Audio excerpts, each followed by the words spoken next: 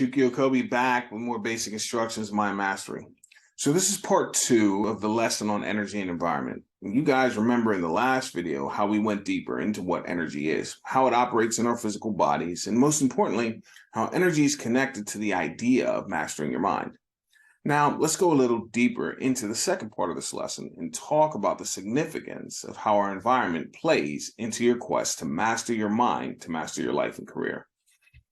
Again, going back to one of my favorite books by Dr. Bruce Lipton, The Biology of Belief. In this incredible book on consciousness, matter, and miracles, Dr. Lipton illustrates how for us humans, our energy and environment affect our physical cells in our bodies first and foremost. Now, just based on the title, Biology of Belief, it's easy to see how Bruce Lipton is attempting to connect the dots between how the thoughts and emotions in our mind connect to our overall well-being. See, beliefs, thoughts, and emotions are expressions of the energy in our physical bodies. We talked about that last time, how our emotions are simply energy in motion. Think about it, emotions. I think about the beliefs we hold as an internal verbal expression in our minds of that energy in motion, the internal dialogue about what we're perceiving and interpreting in our world at any given moment. That brings us to today's video on environment. What's the significance of the environment that we find ourselves in, whether that's in our personal or professional lives? Let's go deeper into it. In biology belief, Dr. Lipton, he talks about experiments that were done in laboratories with healthy heart cells that were cultivated from live patients, healthy patients.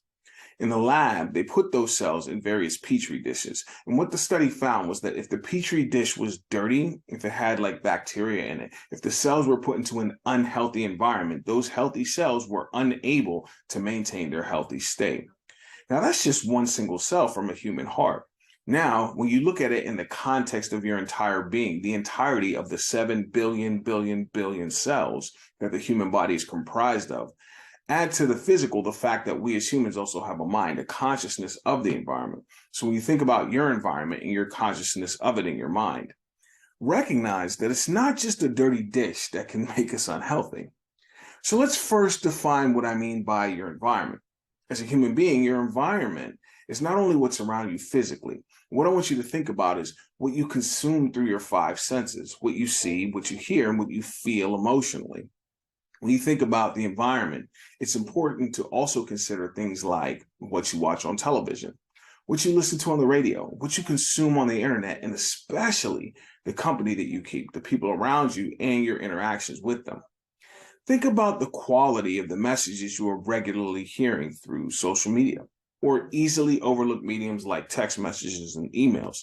Now think about that in terms of the environment of your company, whether you have remote teams or an actual office. Think about the regular conversations, your mood, and the mood of the people that you regularly interact with, the thoughts and emotions you have day to day around what you are creating with your business. Think about it. When you're at work, how is your energy? How are your emotions? Being conscious of your work environment right now, do you feel frustrated, worried, or anxious? Just imagine if you were able to cultivate a professional work environment that triggers the emotions of excitement, gratitude, fulfillment, satisfaction. Add to that what you learned in the last video about energy, and it's easy to connect the dots on how by making sure that your environment is right, your energy improves and moves you closer to mastering your mind, to master your life. Pretty cool, isn't it? So if you recognize that you are conscious of a not so positive aspect in your work environment, perhaps it's time to start thinking about ways that we can improve that environment or make changes in your life that can move us to a more healthy one. Just recognize that we're not simply victims of our environment. Each of us is an active part of it. When you're in a leadership position, not only are you part of the vibration of that environment, but you're metaphorically the strongest heart cell in that petri dish. Your thoughts and emotions have the greatest impact on the environment and everyone in it. So you can see how by mastering our minds and emotions as business leaders, we're doing a great service to our environment, elevating the culture of the workplace and improving the environment for ourselves and for those that we serve. Positive emotions and a healthy environment are important aspects of mind mastery for professional success. It's just something to think about as you think of new ways to step up your game as a business leader.